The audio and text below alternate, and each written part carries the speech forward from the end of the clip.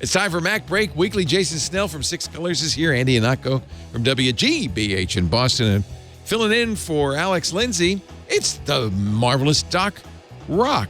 We're going to talk about why Apple hasn't laid people off, but what they've done instead. We'll also take a look at the amazing AI Steve Jobs. And we got some photographic and travel tips, too. The end of the DP review. It's all coming up next on MacBreak Weekly. Podcasts you love. From people you trust. This is TWiT.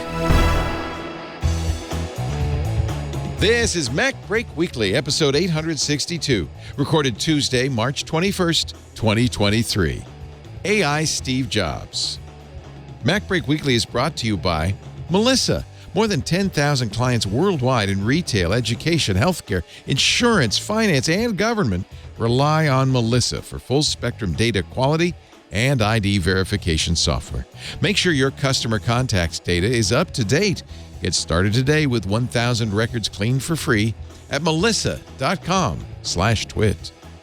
Thanks for listening to this show. As an ad-supported network, we are always looking for new partners with products and services that will benefit our qualified audience. Are you ready to grow your business? Reach out to advertise@twit.tv and launch your campaign now. It's time for MacBreak Weekly, the show we cover the latest news from Apple. Alex Lindsay's out again on assignment, but good news, Doc Rock is here, rocking the house. Hello, Doc Rock. Aloha no kako. Oh, wow. You even got a purple Shure SM7B mic muff. Yes, I love these things, and everyone always asks, where'd you get it? Well, we're at the Shure store, probably, or no? No, it's a place in the Netherlands called reporterstore.com. Oh. The shipping is incredibly crazy because it's in the Netherlands, but it was worth it. Have it. Now you're all purple all the time. It's actually great because the black and purple's a nice combo. I like it. Yes. Yeah, I mean, your black shirt, your black glasses, your graying, but salt and go pepper easy, Leo. beard. I don't want you canceled after 18 years. I know. I didn't mean you. I realized there was a pause there that, oh, my God, what have I just said? I meant your shirt. Anyway. You know, in tech, we don't care. We only have 6 colors. I know. Yeah. Yeah. They're all Apple. Right. They're all Apple. That's right. Hey, that's Jason Snell. Perfect acknowledged. Good to see you, Jason Snell, sixcolors.com. Good to be here. Yes, absolutely. I have the stock, just boring. Although I have the big. Since we're talking about mic windscreens, I have the big one though. That's a nice muff. I got the giant. Now I'm really. I got the giant one. Got the giant one. God. But now I might have to call the Netherlands. Leo. There it is. Look at that, Netherlands. Doc. Leave it to Doc Rock to make us all envious of his setup. I am of course. so sorry. What a surprise. It's just you're better than us at all of this. I was tired of Doc's black muff, and I think it's time. Just going to ride on over that one. I don't know what. Leo, you're breaking up. I think that your new sound system has something wrong with it. Andy Ihnatko with WGBH in Boston. Hello, Andrew. We are very close to losing our liquor license. I'm just saying. So. They're going to shut us down. They're going to shut us down. Running it close to the quasar. As I was preparing for the show moments ago, I saw some very disappointing news. The DP Review, which has long been the best photography review site. I've sent people there. I read their stuff before I buy a camera. I absolutely check DP Review. Is shutting down April 10th. What the? Yes. I mean, technically, Amazon, which bought DP Review and seems to not care about it, has told the people who work there that they're going away. That's so unfortunately, they're going to lock the website and then shut it down later because Amazon, can't find a way to keep a website up and running for history's sake either. On top of everything else. Scott Elfrett, general manager, dpreviewing.com. Writing on the front page of DP Review, the site will be locked with no further updates after April 10th. It'll be in read-only mode for a limited period afterwards. We don't know how long because Amazon can't figure that out. But, that's a bummer. And I know probably, Doc Rock, you're a photographer. Did you trust DP Review? 100%. You know what? I remember stumbling upon this site eons ago. And the first time I stumbled upon it, I was listening to a podcast with like Scott on it or something. And I went to go look at the site and I was like, man, they covered all the details. They get into like the CMOS stuff, which nobody was really talking about back then. Right. But as I was selling broadcast equipment, it was something that I was interested in and what was happening with sort of the new form of digital cameras and how they're, upgrading the way chips record images and things like that. I mean, we were still taking photos on a Mavica with a little CD in the back. You guys remember that? So the site was just always good and detailed, and the amount of stuff that they got into and the way they did their test, it's going to be hard to replace. So hopefully someone picks them up, or they still have access rights to their YouTube channel, because there's so much great content there. I just hope maybe the fans can start emailing, at Amazon and tell them, listen, people, you have the ability to leave this live, like Jason said, and at least leave it live, for a while, because even the vintage camera collectors will find things there that they need. You bet. You bet. Although here's the YouTube DP Review TV thumbnail, the end is nigh.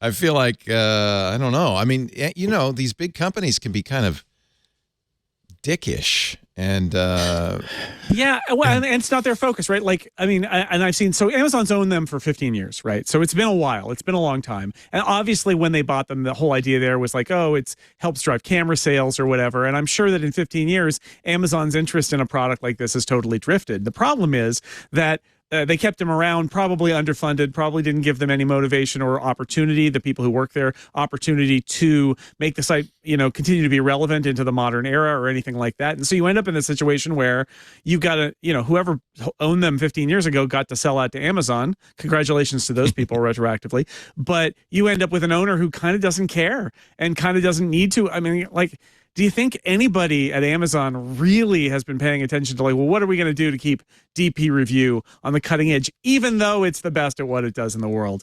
And so it's a sad but inevitable. I'm glad they lasted 15 years. I mean, we saw what happened with Comixology, right, where it just got completely absorbed and ruined by Amazon. And and again, it's almost like a wild animal killing something for food. It's like, I understand Amazon, like, I get why Amazon shouldn't care about this and doesn't care about it. It's so huge. It's got other things to worry about, but it is a shame that this thing that so many people valued just gets cast away. And the fact that they're just saying, we're going to stop posting on April 10th and then we're going to shut it down at an undetermined time.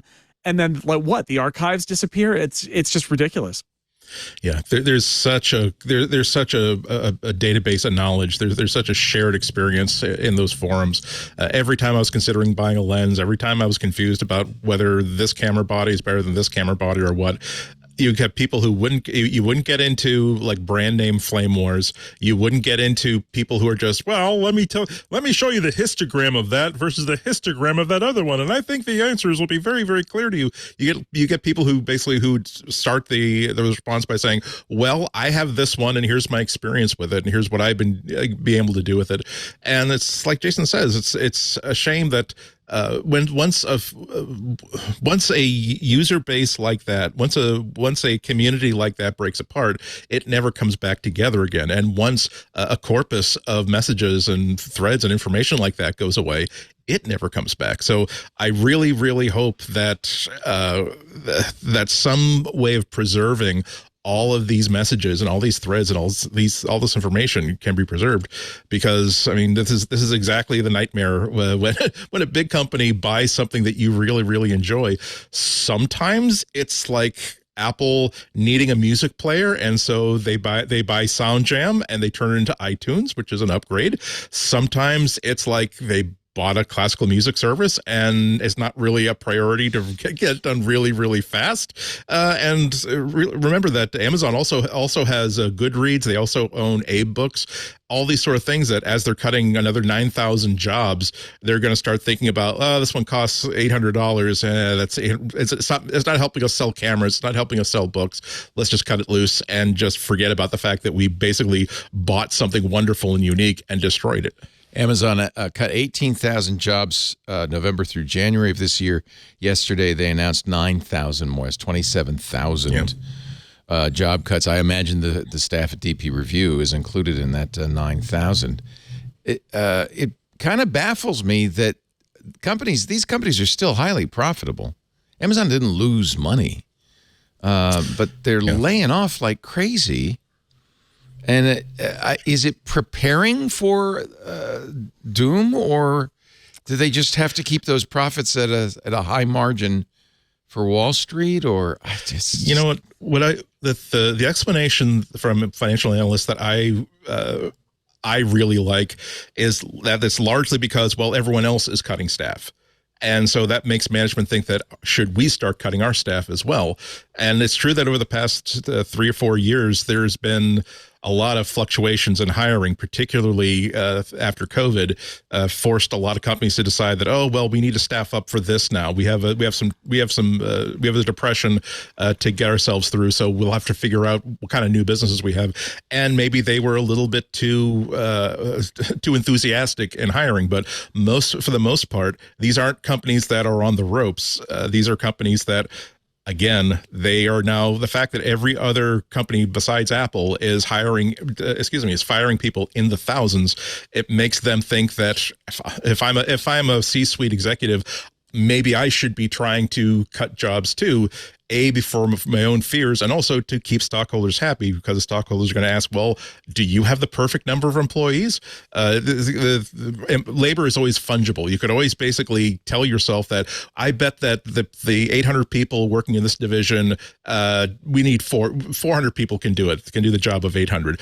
And they can tell themselves things like, you know what, we got too much invested in QA right now. I think it'll work fine. Handling customer complaints doesn't make us money. Let's cut some jobs there too. It's easy to, when you have tens of thousands of people on the payroll, it's easy to find 20,000 people that you think you can get rid of. And this is as easy as it can possibly get. I guess we could, to some degree, blame Apple, because after all the success of the iPhone camera, and now Google and Samsung's camera is kind of, I would imagine, eaten into sales of cameras. Doc, is it? Oh, yeah. Do you still need a camera? Yeah. Okay, there's a huge difference between need and want. Leo, we've been tech guys for years. Well, I'll give you an example. I'm going to Europe in a week, and I am really on the cusp about whether I should bring my Sony A7R or my Leica Q2, or just, the Samsung S23 Ultra and my iPhone Pro Max. I probably don't need those others. You say that. It's super funny that you said that. December, last 2 weeks of December, I went to Kyoto. It's Kyoto, not Kyoto. Kyoto. And while I was there, I said, I am literally, because I'm taking the MIL, I don't want to make her stop and wait for me to do all of my photography stuff, right? So I legit took my phone rig and Insta360 X3. Oh, I was thinking of bringing my Insta. Yeah. Oh, you have to. That's automatic, right? The 360 camera. That's all I took. Yeah. And I feel like I took just as good of pictures, but that's a lie. I took great pictures. If I had actually brought the A7 IV and my Tamron Trio and my tripod, I would have took epic pictures. Okay. But it's either have, wifey's mom peed off at me because we finally get to go to Japan together, and I'm making her stop for my long setups and my exposure, and busting out my card as you have to. You have to have your white balance card. You got to do all these things. That would have ruined the experience for the old lady. So I'm like, I am not going to make her pushing 80 sit there and wait for me. I'm just going to do everything with the iPhone and the Insta360 and make myself enjoy it. For sharing it on the web and sharing it with the family, it's absolutely perfect. My professional space, there's a lot of us, and our industry has grown. So if anything, once you get good with your iPhone camera and things, those limitations have actually woken people up to wanting a good point and shoot. The rangefinder point and shoot has found a renaissance, right? So many people are looking for the new Fujis or the new smaller Sony that just takes really good filmic looking pictures. And I think it's actually grown the space, not shrank the space. Plus, the creator space is booming right now. Do you think I should bring the Insta360? You really got something out of it? 100%. I will not leave home without it. I hate to say this in live TV, and hopefully no one ever sees this. But of all of my Sonys that I own back here in this gigantic cabinet, my favorite camera, par none, right now is the Insta360 X3. It does some amazing, incredible things. I have an older one. Should I upgrade? I have an older one. Don't get me started. Yes. Absolutely. Yeah. It is so much fun. And, again, one of the great things, like if you're traveling or you just doing a walkabout, you don't have to point it. You just put it up, right? You can come back and reframe everything later. So the idea that you won't lose anything is fantastic, and it's waterproof, and but it is a great. We camera, actually use it in the production. camera space is growing when we do a car, really? like when we reviewed my Mustang, and just now we have a new advertiser that's an e-bike. Anthony puts the Insta on a long tripod. We were bicycling down the road, drove ahead of us in a pickup, sitting in the bed of the pickup truck with a thing just stuck out like this. And then he edits it into nice, because nobody can look at the 360 stuff unless you're wearing those VR elements. But you can edit. I guess their software lets you edit it, and now it looks like just nice 4K footage. Yeah. But he can shoot. There it is. There it is. This looks like we had a drone. I mean, this isn't a drone. This is not a crane. This is not a jib shot. Oh, that was the drone? Oh, I guess it had to be a drone. No. I think it was all the Insta. No, that's the stick. We did everything with the Insta on a long stick, yeah. And that's Burke dropping all of the new gear. Yeah. It really, it was amazing. We did a whole shoot with that 360 camera, and it looks like we had a crane and a drone and a jib, and it was amazing. All right, so you think I should get what should I get, the latest one? The X2? X360, X3. X3. You want an X3. That just came out. And you want $450. And not my fault. Or should I get the full? See, I never use it. That's the funny thing. But you should use it. You should use it. And how do you edit it? Do you turn it into 2D, or do you post 360 video? No, I do everything in 2D. I do most of the editing on my phone, believe it or not, because it's the app is fantastic. If I need to do something for production work, it does work directly in Final Cut Pro and Premiere, and I would leave Resolve, of course. And it's just fantastic. This X3 just came out, right? The stabilization is amazing. Yeah, it came out like maybe October. And do you have that 9 meter pole? The 9 meter stick, 100%, bro. That thing is life. I need a 9 meter stick. Okay, I gotta get to work. You know why? Because that allows you to do drone shots in places where you can't fly a drone. Yeah, and it looks just like a drone. So it is. Look, Andy is looking at his cart right now. I see him. I'm just thinking because I'm just checking on the last time I donated blood, because that's probably a couple of gallons it's going to take. The Sistine Ceiling, the Sistine Chapel, they don't let you use drones in there, but I could get right up there on a 9 meter pole. I get the Michelangelo hero shot. Before we turn this into an Insta360 show, I'll give you one other trick you can do. If you needed to take something like the Sistine Chapel, but you can't bring a stick or whatever, they don't allow it. Yeah. All you do is press record. Yeah. Toss it in the air, catch it, and then stop the recording. Later on, it will turn it into a wrap, and what it does is it uses the accelerometer, and it knows where it is at its highest point, and it basically runs a 360 video, basically a full pan. It does a 360-degree pan at its highest place on the accelerometer, and then it comes back down. So you can basically go up and look around, and then come back down like you were that little thing in needs. What's that thing about needs batteries? Batteries required. The little. Yeah. No batteries required. Yep. Yeah, there you go. Thank you, Andy. Wow. All right. You kind of, it's funny. I buy it and we use it once in a while for studio stuff, and I never use it anywhere else. But maybe now I do it on the phone, huh? And that way, so now I definitely don't need to bring the Sony. Right? Oh, You're killing me. It's just a way to actually be on vacation, because if I go on vacation with my gear, I go on vacation as a content creator. Yeah. And that's okay when it's just Karen and I. But when I'm dragging her mom with me, I'm not having her mad at me. Yeah. Your mother-in-law like you? She loves me. We have the same birthday. Well, I'm her best friend. Let me put it this way. I don't want to get on the wrong side. We ain't bringing her with us. Let's put it that way. That's crazy talk. Yeah, I know. All right. That's our camera segment. See, you don't need a bad DP habit review. now. We got Doc Rock. Much better. All right, DR review. Let's go. DR review. I was checking just to see if Internet Archive has archived it, and I can't really tell, but I'm sure they have, because they archive everything. And so I guess there will be a way of looking at old stuff. But come on, Amazon. Come on, Amazon. Yeah. I'll give you my my photo tip, because we were in New Zealand for 2 weeks. Yeah. And What'd you do?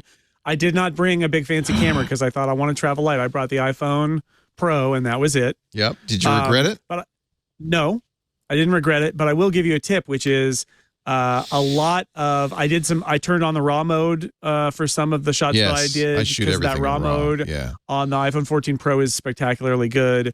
Although I don't shoot everything that way, but when I was in a good spot, I did. And then the other thing I want to say is action mode, which they just added. Action mode. If you're on a boat or a bus or a tram or anything like that, like we were on a like a Zodiac going over ice-filled glacial lake, right? And that video, I was looking at it yesterday. I shot it in action mode, and it is like I am using a Steadicam.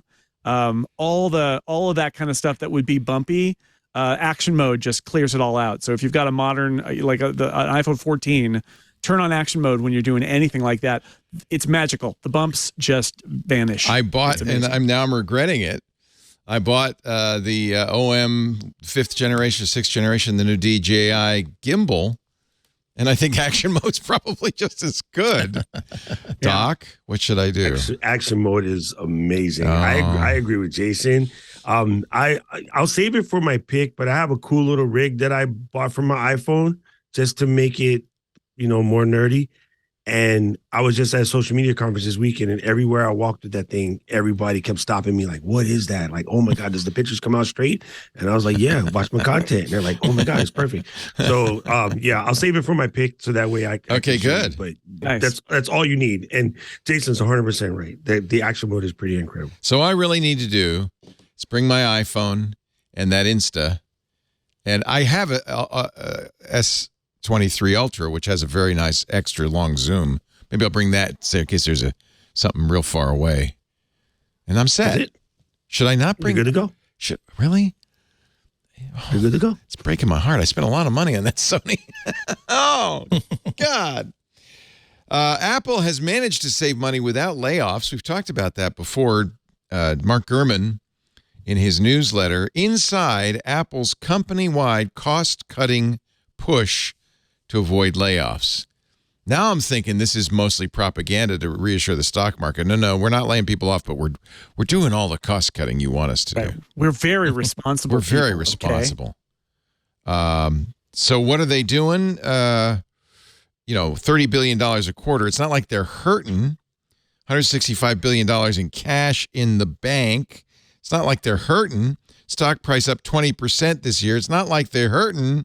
But they do want to cut costs because, well, everybody else is doing it. 5% drop in sales last quarter, maybe because of it. So bonuses are being delayed for corporate teams that previously received payouts twice a year. It's good to be the king. These teams are going to get the entire bonus once in October, which is what others in the company get. They're not going to give them less. They're just going to do it once instead of twice. They're going to. Yeah, it's amazing. All of this stuff. It's like attrition and bonuses deferred but still paid out, and like it is the gentlest. I mean, this is the truth. Is we talked about it last week. There was a little bit of a disparity. They've got about 60 billion in cash net. They actually have about 160 billion in cash, but they've also got some debt. So the net out is like 60 billion in cash.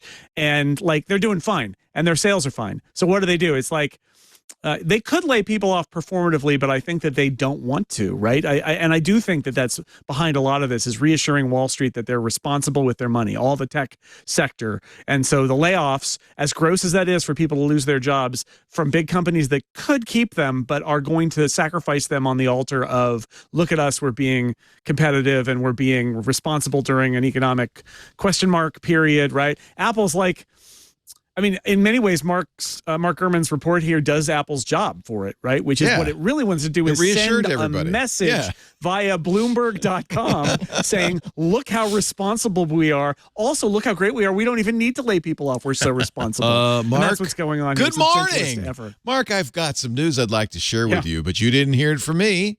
I'm not saying they leaked this to Mark. I don't know that, but I will say this: it does what they want, which is to send that message out there. Some projects, including new home devices like that HomePod with the screen we've been talking about, have been pushed back till next year at the earliest. This allows Apple to allocate its research and development budget to more pressing projects.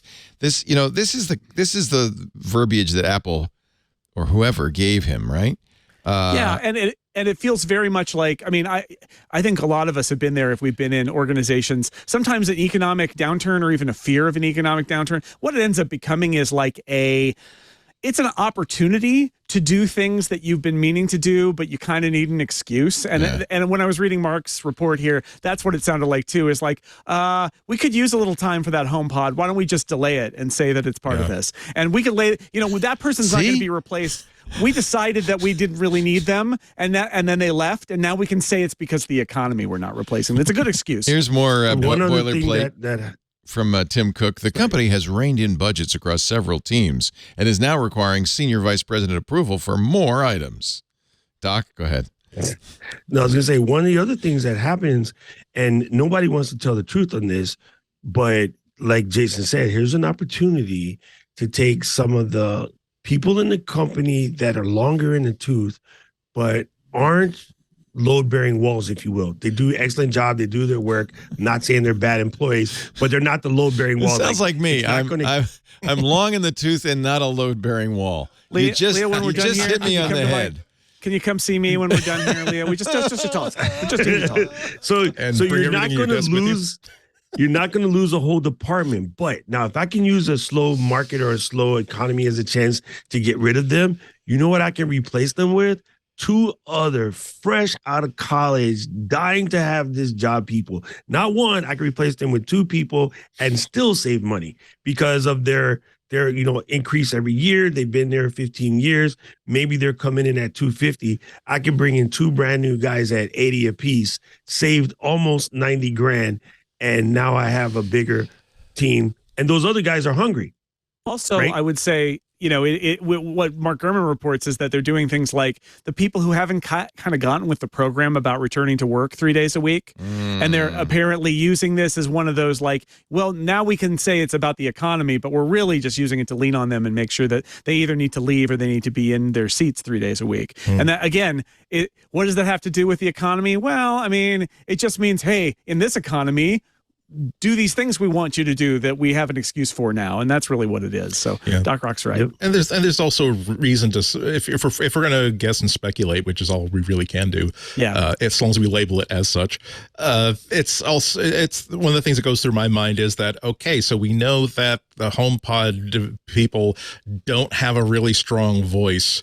I'm sure they weren't begging to please back burner us for another year, assuming that these quotes are correct. But nonetheless, they did have time for their $3,000 VR goggles. So that team was able to make a persuasive argument with Tim Cook to keep us on track, even though there is some divisiveness within the company about whether or not we should actually be shipping this year. It's weird. Also, Apple's never been thought of as a company that overhires, if anything, to the absolute opposite. They're the famous company that, why aren't we getting this feature in macOS that we've been promised? Well, because iOS is a little bit late, and they pulled some engineers off of macOS to work on an iOS project. Say you can't hire extra people? Could, won't. Yeah, it takes forever for Apple to hire. Anybody who's been through it or had a friend who's been through it, Yeah. Apple's a very slow hirer, and you end up in situations like this where all these other companies were fast hirers. They hired a lot of people, and now they're throwing them on the sacrificial altar. And Apple gets to, again, point to their past and say, see, look how responsible we are, which is that message that they're sending. We didn't hire willy-nilly, and so we don't need to lay people off. We'll just tighten our belts a little bit, and that'll save us some more money on top of the pile. Oh, my carrot weather started talking to me. It's powered me. by AI now. Did it put on its sassy pants today, It Leo? has its sassy pants. Why did I make it rain? Because frack you. That's why. We're All right. doomed. So this is the new feature in Carrot Weather. They've added ChatGPT. Oh, it's talking. It's talking. Oh boy. Is that new, or is where's the ChatGPT? It always talks, but it swears, so be careful. I know. We'll bloop it. It swears like a sailor. If you're listening live, sorry. Okay, so how do I take advantage of this though? This new feature. I think you go into I think there's like is it the about screen, or there's a screen where you can actually enter in text, and it'll chat GPT you back. Okay, it's everywhere. This morning, I got up early with Micah Sargent, and we did the NVIDIA GTC keynote from Jensen Huang, and boy, oh boy, they are really hot because they are on top of all the biggest. They're not doing VR goggles. They could. It's not that they're not. They could. But they are doing, self-driving cars. They are in every chat and image AI out there practically. They're talking about Stable Diffusion. Runway, which owns Stable Diffusion, is doing video now, and that's using NVIDIA chips. They're showing their, high-end processors designed for network operations centers so that you can have massive, giant supercomputers analyzing data to create the next big chat GPT. It was interesting. I don't know if he recorded it earlier. I think he did because he mentioned chat GPT 3, but missed chat GPT 4 somehow. I guess either they're not involved, which I think is unlikely, or they recorded it just a few days ago before everything changed. One of the problems with talking about AI. Carrot Weather is using 4, I think, right? They're using the new. Yes. Because the new platform is 10. I mean, it's 10 times better. They say. Yeah. It's kind of incredible. I was playing with it last week and giving it a lot of the same prompts. I gave 3.5, and it really is kind of night and day. Both being able to understand the context of questions, being able to understand follow-up questions, and not getting quite so mental quite so quickly. It's pretty darn good. Although I just got access to Bard, so I'm gonna have to try that later on. That's another thing that happened today. That one works. Yeah, Google has announced invites for Bard. If you go to bard.google.com, that's their large language model AI. Did you notice, Andy, that Nest was co-branded with Google on that, which makes me think the Google Assistant. This is what I'm really waiting for. Neither Siri nor the Google Assistant nor Amazon's Echo use this kind of AI. They're pretty much deterministic trees. Like if he says this, do that. If he says this, do that. Your response is canned. If we start adding artificial intelligence to this, I think suddenly these voice assistants become much more interesting. You think Apple's? Oh, I know Google's going to do this because they mentioned Nest. Do you think Apple's going to do it? I hope so. I mean, AI is one thing that Apple is. It's not one of their signature strengths. Doesn't mean they're not doing a lot of work on it. Doesn't mean that a lot of their products don't benefit from their work in AI. But you can't point to anything that seems like an AI feature. And if this really is turning into the magic wiffle dust that can take a good and useful feature and turn it into something that you don't think you can live without over the course of the day because it's so damn useful to you, Apple has to make sure that they've got their thumb in that pie. I mean, you've heard me talk before. I won't go into the whole thing, but I've always thought that the most powerful augmented reality device is a simple Bluetooth earbud.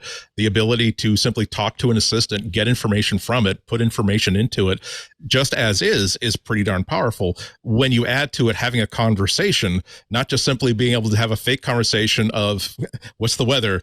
What about tomorrow? What about Saturday? But simply saying, well, how much snow are we going to get? Like, how is it going to change over the course of the afternoon?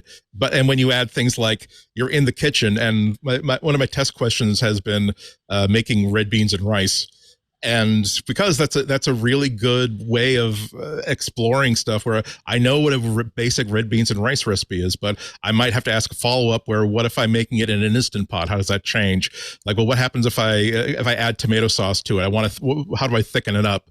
And having these interactive conversations that make you get to the place where you're ready to cook this thing because you've basically pre-solved all the problems that you had. You got all the information you had that you could not do with a simple query, even if you're typing it into Google search. So this really is a place where Apple could seem really, really dumb. Oh, and don't forget that Adobe also had their generative AI announcement today, where they're adding generative AI features to Photoshop, where presumably, according to the demo, when this is released, you'll be able to do things like, say, take the lighthouse in this picture and make it look like it's in moonlight, or make the lighthouse look a little bit more weather beaten, or hide the third person from the left and cover it up with some of the background.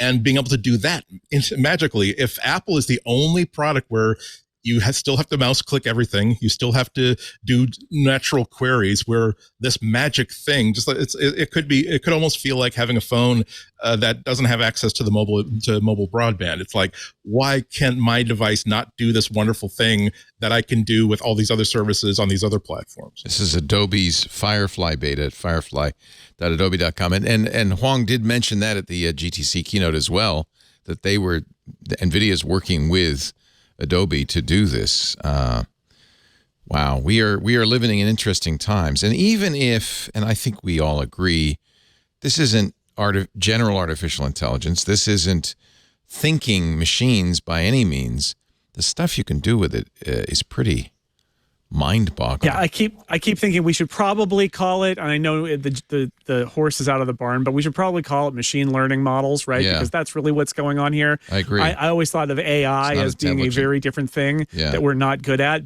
And yeah, Apple's been doing machine learning models in their software for a while. Photos identifies all the objects and all that. They've been doing that for a while. But to Andy's point, there is a difference. I find with most voice assistants right now, and anybody, I think would probably join me on this, it's like you're doing a command line command, right? Like if you give it exactly the words you need, you can get something out of it that is, you learn like how to phrase things. But what you don't have is like a conversation with a person. It's like one statement and you get your answer. And what Andy's describing is so exciting because it is the conversation. It is, at least in the context of that moment, you know what I want and are going to give it to me. So like I did that today with GPT-4, where I said, can you write a Python script that will display will use SwiftBar for Mac OS to display my next Fantastical calendar event in my menu bar.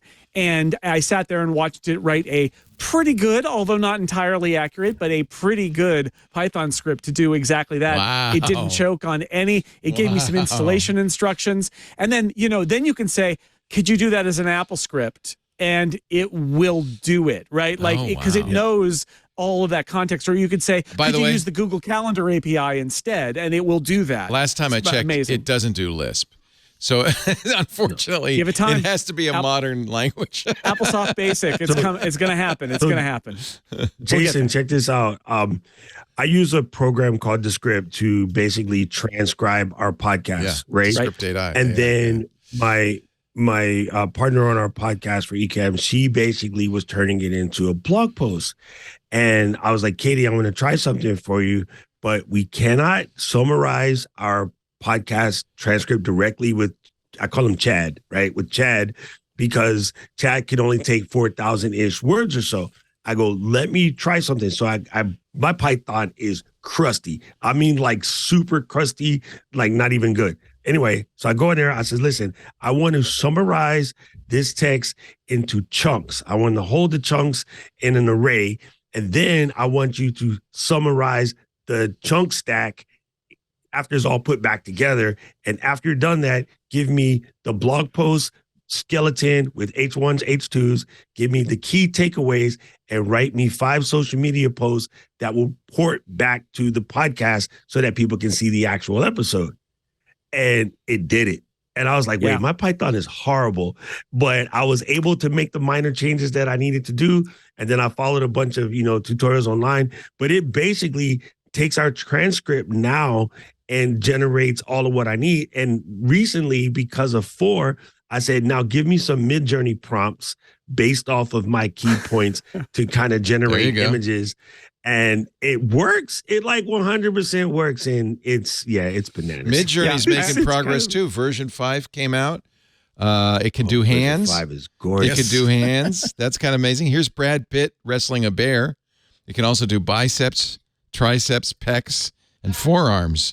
I'm gonna tell Mid-Journey make me a buff Leo Laporte.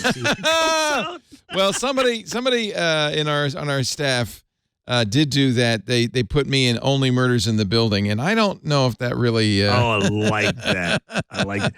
Oh yeah, and Andy, I meant to ask you: are you making Louisiana version or the Habichuela version? Because as a Puerto Rican, I have to ask that question. I'm starting with Louisiana because I like the Creole seasonings.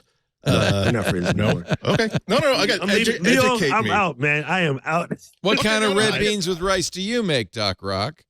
No, it's very similar. I was just teasing teasing Andy. But I just go over to Popeye's Louisiana Kitchen and get their red beans and rice. Yeah, it's very similar, but you just add a little extra sofrito into it to give. Oh, it yum! special, yeah, no, you got it. Yeah. Gangster. Oh, I don't make anything without a little sofrito first. My problem is the consistency. I've made it like twice so far, and it's tasted wonderful, but it's like come out more like a soup, than and so I don't know if I should be mashing more of the beans or whether I should cheat and add some.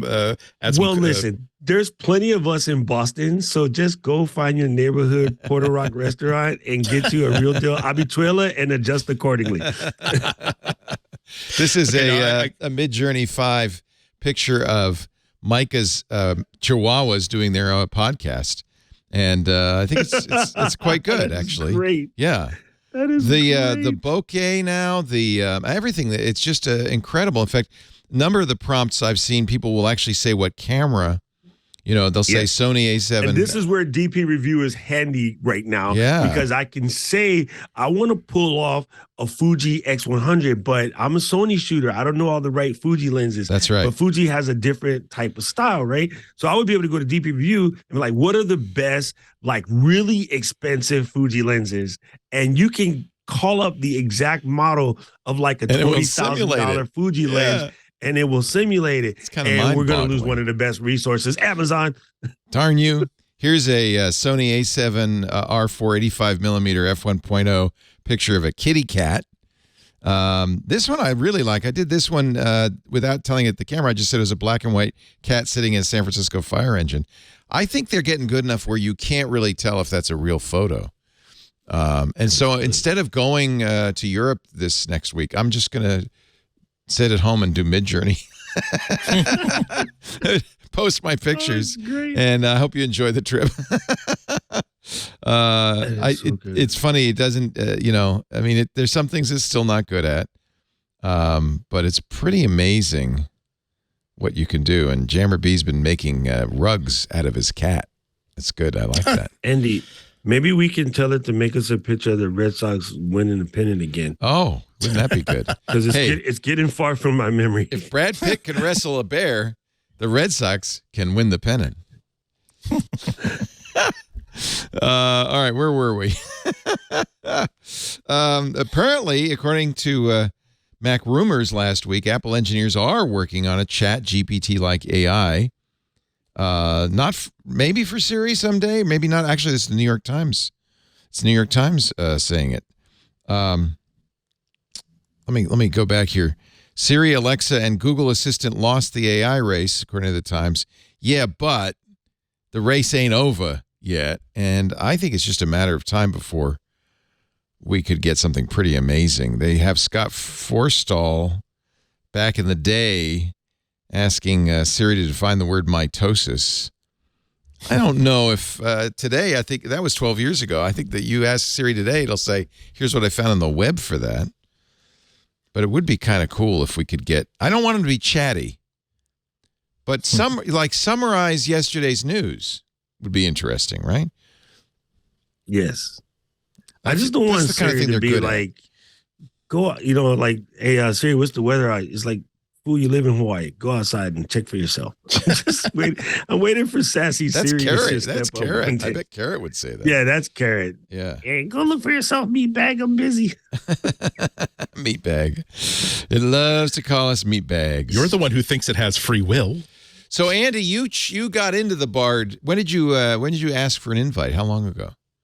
I asked for an invite at around 10 a.m. I also fired off an email to Google PR like shortly after that. I don't know which one. I don't know which one hit, but I'm still on the wait list. So I think that second move was a good. Yeah, it's pretty. Tell them, can you invite my friends too? Like, come on, dude. How can I get more invites? Compare it to ChatGPT. Is it similar? It's, you know what, I like the fact that it doesn't try so hard to sound like a human being. It doesn't sound like a robot, but it's clearly, here's the information that you've requested, summarized and formatted in a way that you've asked for it. For instance, I just asked, how do I get more invites into Bard? It says there are a few ways to get more invites into Bard, and there's 1, 2, 3, 4, 5 bullets. Sign up for the Google AI Insider Program. Follow Google AI on social media. Oh, interesting. Keep an eye on the Google AI website. Ask your friends and colleagues if they have any invites. If you know someone Andy. So you'll be getting some invites, I guess. Be patient. Yeah. Yeah, be patient. Hopefully. Well, yeah, they just put this online today, as far as I know, and so they're getting in the game too now. And it seems to be wired up like a. You click through a couple screens where it says, "Yeah, this is an experiment. It's not ready to ship yet. Help us to make this work." And underneath every single thing, there is a thumbs up, thumbs down. If you give it a thumbs down, it will let you explain exactly how it got that wrong or was disappointed. And there's also just a button that says "Google it," which is very, very that's hysterical. I also noticed that when I asked it for that recipe, it didn't just give me the recipe. It also gave me, when I asked it for a factual information about, both of them. For the recipe, it gave me a link to allrecipes.com. For when I asked it about a comic book character, do you understand the origin of this character? It gave me the Wikipedia. It explained it and then linked me to the Wikipedia page. So basically it's really is presenting itself as, hi, I am a piece of software that helps you to look to get information. Ask me a question and I understand that the humans enjoy English language. So that's why I've been programmed to do that. It's not like, I'm sure that you can't get it to like pretend that it's a real person. Well, don't think people won't try. That's part of the fun of ChatGPT is the jailbreaks, right? And the biggest value of this test is everyone's going to try to break it because we're Americans. So it's only available in America, in the United States, and Canada, I think, right now.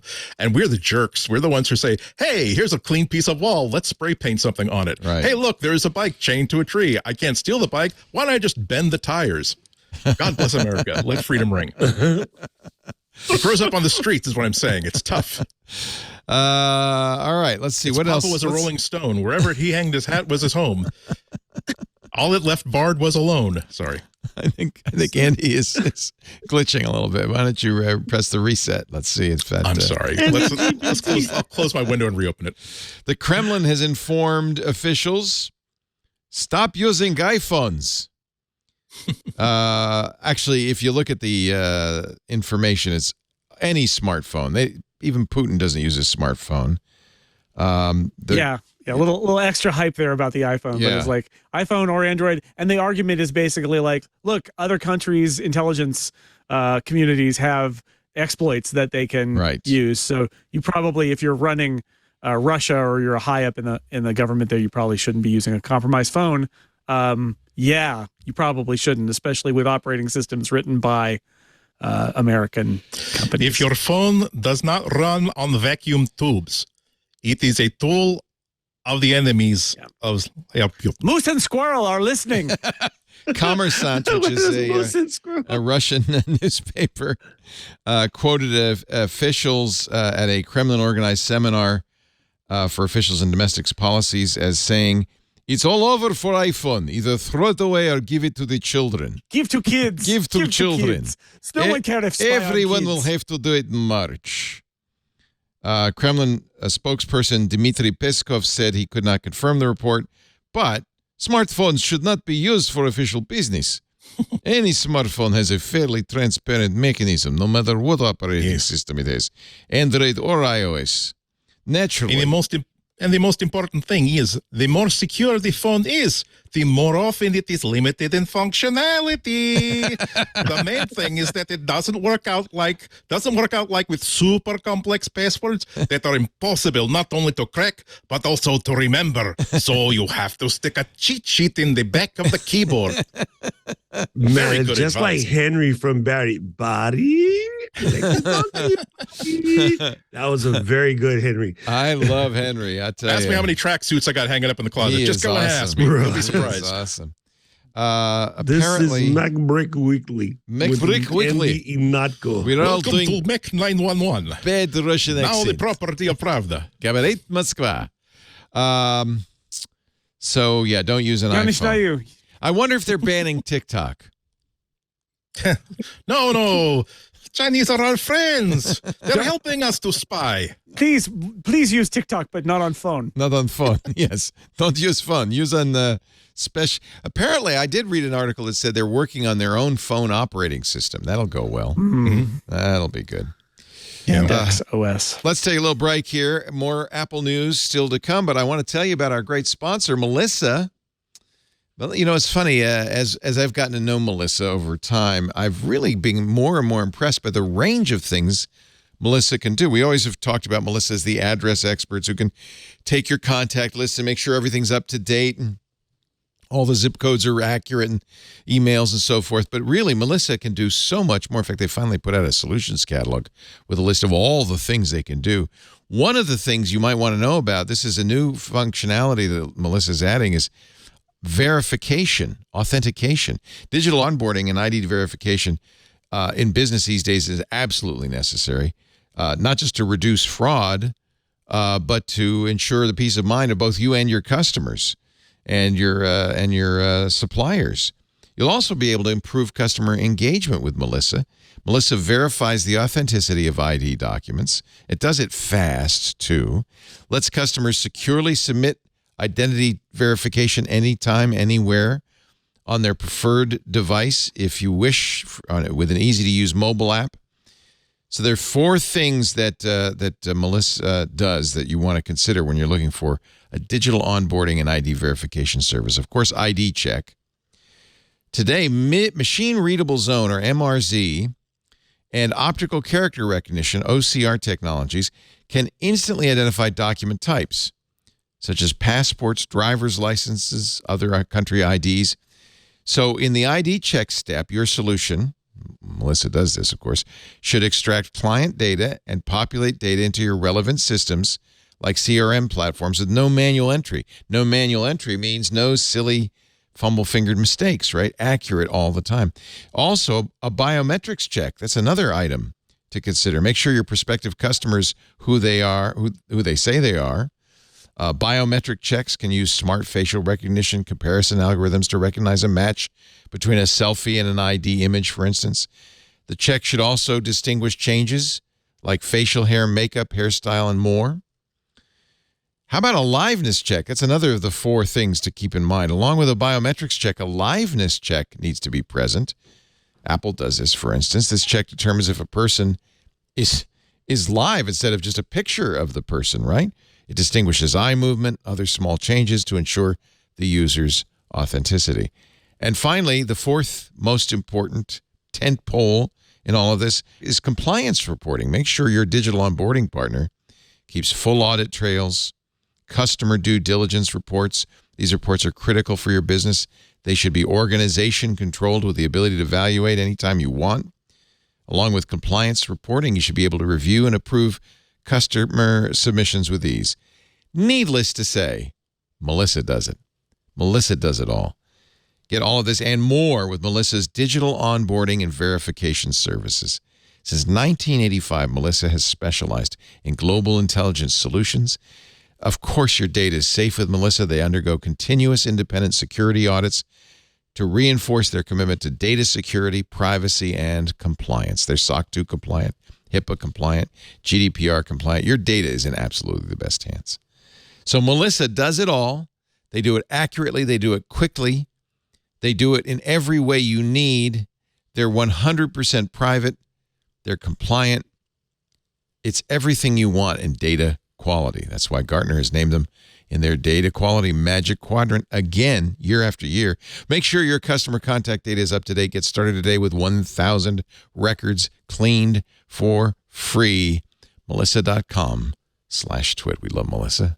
We're glad to have a partner like Melissa, and I hope you'll consider them to help you in your day-to-day business dealings. Melissa.com/twit. And if you do decide to check them out, please go to that address so that they know you saw it here. Melissa.com/twit. We thank them so much for their support. Have you heard Steve Jobs' AI voice? What did they do now? Let's play a little bit of this for you. This is from Forever Voices, I think. Hello? Make a sound. Oh, maybe I'm not getting sound. Oh, I know what's wrong. However, we have adapted. There we go. Let's go back. I'm going to have a chat with Steve. Steve? Undoubtedly, the biggest global event that occurred in 2020 was the COVID-19 pandemic. It has affected millions of people worldwide and brought about significant changes in the way we live, work, and interact with one another. And of course, that's important because he passed in 2011. He didn't know about COVID-19. What else can you tell me about? How will COVID-19 impact Apple?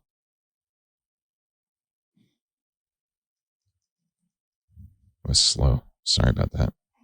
Yeah. All right, let me play. I got another one. They take time and money. People forget about that. Yeah, you got to think. This is actually somebody's recording. COVID-19 has had an impact on Apple. It led to the closure of some of our retail stores and disrupted our global supply chain. However, we have adapted quickly and continue to innovate. This is somebody named John H. Meyer who trained an AI on Steve Jobs' voice, then connected it to ChatGPT using the API, and then connected it to Facebook Messenger so he can message Steve Jobs. Somebody else has done something similar. Richard Stallman's TED Talk was turned into, basically it took Richard Stallman's TED Talk, took the transcript, and got Steve to narrate it, which, by the way, makes it much more compelling.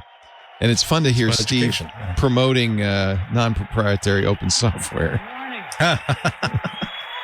Listen, this is very convincing. This is 11 Labs, which does a very good job, I think. Thank you.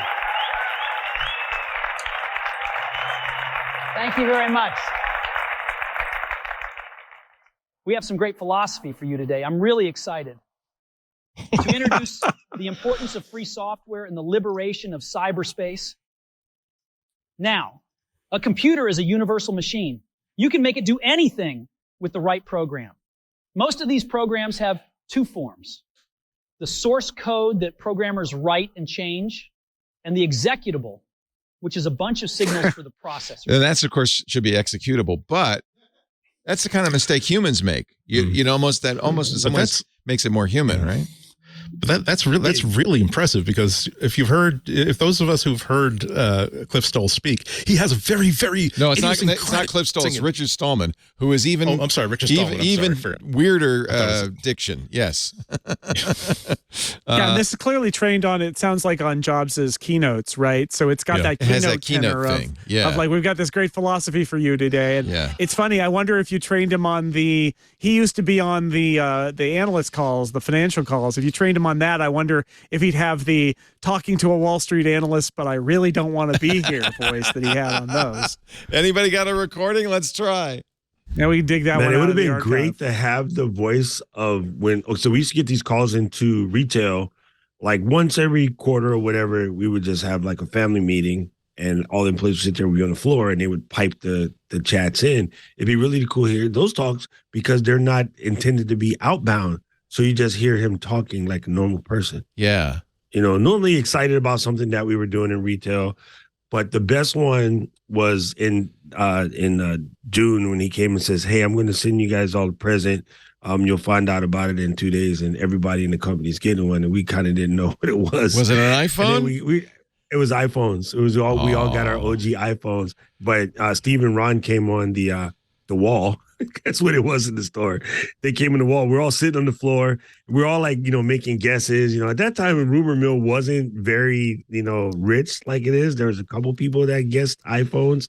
But yeah, it was incredible when we all got our first iPhones. You should have saved it in its sealed package. You'd be worth a little more money right now. Another sealed. There seems to be a lot of these original iPhones. Another one just sold for $50,000 in a recent auction. $54,904 ended March 16th. It also had Apple co-founders Wozniak and Jobs' signatures on an Apple. Let's see. A variety of things. An Apple Lisa 1 owned by Del Yoakum, former Apple executive. A Apple One computer autographed by Woz. And believe it or not, I can't believe this. Somebody bought an iPhone 11 with Tim Cook's autograph for $4,000. Next time I see Tim, I'm going to have him sign a few things. What else sold? I think a Steve Jobs business card sold for $6,000. So there's some collectors out there. Love this. Anybody want to buy some business cards that have my name on it Sign from them. Apple? Hit Sign me them. up. I got a stack. I kept them. I would sell them to you. I gotta say, like I said, I was doing deep house cleaning, and I had this. I'm talking about like a huge like boot box full of business cards I've collected at trade shows like since the '90s, and now, damn, I'm gonna see if there's like a Mickey Mantle rookie card in there. Here's Bill Gates' personally used TRS-80 Model 100 computer with an autographed note. Well, I don't know if it's autographed. It says, "I don't need this anymore. It's Microsoft property. I'm going to start using the Model 700 Bill." Property of Microsoft Corporation. But here's a big one. This is the biggie. This is the original XY axis mouse and coding, cording. I think they got that wrong. Cording key set used by Doug Engelbart in the mother of all demos. I think it was a reproduction. I don't think it was the actual one, but it was like contemporary. Yeah, because I've seen the original one. It was made out of wood. Right. But $178,000. Clearly used. Yeah. I think I don't know if it's the original one, but it's pretty close to it. I got a press release on that the other day. And okay. It wasn't the right one. Doug. We interviewed Doug on Tech TV many years ago, and he brought the wooden mouse that he used. Looked just like this, but it was made out of wood. That was pretty remarkable. If I'd known it'd be worth $178,000, I might have taken it from him. Oh, more, far more than that. Wouldn't do that. The only thing that could top that is the actual camera that Steve Jobs threw at an engineer's head during the keynote when a demo went south. A 128K. Here, you can still see bits of hair on it. Mac prototype. 16,500. I like the buckle. This is the Hermes version. Dude, the buckle is nice. I don't understand that. Hey, Jason has one of those. I put money on it. This was given to, it says, according to the auction house, a limited number of Apple employees. So, yeah, you got a phone, but somebody got one with the leather buckle. I got some stuff, but a leather belt for my Mac 128 is not one of them. No, it's not. Strangely, I don't have that. Yeah. Use There's suspenders. Steve Jobs business card. Is it signed? It's not even signed. $6,188. It's just a business card from 1983. Yeah. Huh. Man, I have a 2010 Leo Laporte business card from Macro. What can I get for that? Nothing. Nothing. I got a hangover from the Chieftain one night. Yeah. What does that count? There you go. Really an interesting auction. A lot of interesting memorabilia. Yeah. I'm glad at the very least that because of these auctions, we're getting like high resolution imagery, comprehensive imagery of historical items and artifacts that otherwise aren't being documented. And so, yeah, I mean, I would never be able to, if I wanted one of those input sets, I would probably hire someone to make me a reproduction for a lot less than that. But I want a picture of exactly what seems to be a working version of these. It doesn't look like it was built for display. You can actually see where on the corded keyboard, and I've never seen that before. There's how many people will ever get to actually see what a lot of these devices look like? Just the other day, I was excited because a version of the RCA Cosmac home computer that I'd never heard of was up for auction, a development unit. And again, thank you. It's probably worth $3,000 if that's what you're asking for, sir. But thank you for posting high resolution pictures that I'm now saving to my hard drive, because now I get to look and see and examine and have a little bit more understanding of what this really prototypical home computer of 1976, 1977 looked like. All right. I have a story from Giz China. I don't know whether to trust it or not. Somebody named Effie Uden wrote, European Union hurts Apple again. Cannot limit USB Type-C charging speed. So what Apple does, correct me if I'm wrong, if it's a MiFi made for iPhone charging cable, it can charge faster than a generic Lightning charger. Is that right? Well, this is concerns of the switch over to USB-C to comply with the EU's new edict that the EU has said that no, Apple, you absolutely do have to create. You can't pack in a dongle to comply with this new rule. Starting next year, you will have to create USB-C iPhones that will to sell in the EU. And there is some. I read this. I actually put the article in the notes because I thought it was an interesting question. I didn't really think about it until I started reading the EU rules myself, and it does seem as though if Apple, there's been a lot of news in other tech press about how Apple intends to sort of sour the milk of USB-C charging by saying, yeah, but it's not going to be totally standard USB-C. It's not going to, it's not going to support fast charging and basically all the really good features of USB-C 2023 charging unless you use an actual certified by Apple MiFi cable. And according to the text of the edict from the EU, if plain English is the actual truth, and is it ever in a legal document, it says that no, you can't fudge this. You can't force people to get a special cable in order to use this. Just having a USB-C shaped connector is not enough. You have to have a USB-C connector that features all the charging capabilities of any standard USB-C cable. So if the rumors we're seeing elsewhere are true, Apple might have to defend that choice in the EU, and they must have had this discussion before, because I can't imagine that they would want to take that risk if they're folding on putting USB-C on the iPhone. I can't see why they would want to take a chance that they're still going to be bananated from the market. Samsung does this. I don't know if Apple does it, but Samsung allows higher charging speeds with Samsung-made devices. And I bet Apple's excuse would be similar to Samsung's, which is, well, we don't want you to do fast charging if it's not something that we really are sure is well made. We don't want the battery to explode. This is for your safety. You're not letting us innovate, stinkers. Yeah. So, the EU is apparently saying, look, it's got to, you can't do the made for iPhone certification gives you better charging than just some, PD device. You have to adhere to the USB PD specs, and it does. So, well, that'll be, that would make sense for them to do that. It'll be interesting to see how Apple gets around it. I bet you they can somehow. Maybe you put it in the box, but you offer a faster charging for sale. How could the EU couldn't stop that? If it were better than standard USB-C charge, better than standard power delivery fast charging, they could probably get away with it. But I think that the wording of the law is saying that you can't simply say, okay, guess what? You're going to get 5-watt charging if you don't use an Apple branded charger and an Apple branded cable. So offer PD. capability charging in the box, but it doesn't mean they couldn't do something better. There's circuitry in those Apple cables, right? There's all sorts of stuff going on. Somebody has got the Half-Life 2 engine running natively on Apple Silicon.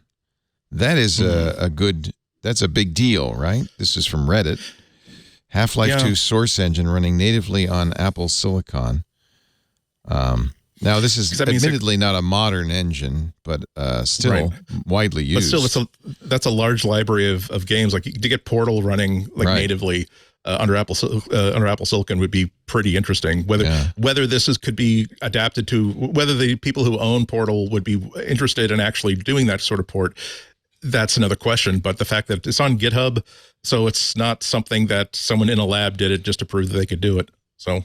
Yeah, that's good news. If Apple tells these engineers that here are things that we're not supporting on Apple Silicon, they're saying, well, let us demonstrate whether or not we can do this on Apple Silicon and then tell us. Right.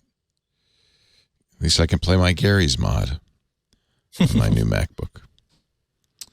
Let's see. What else is going on? Apple seeks Indian labor reform because they'd like to manufacture in India. But right now,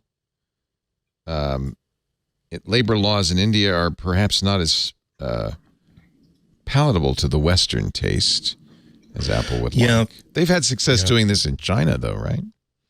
Yeah, and that's exactly what they're trying to do. They're basically saying that if you're going to be making Apple products, you have to at least have your labor has to at least labor laws have to at least come up to the standards of what we've got going on in China.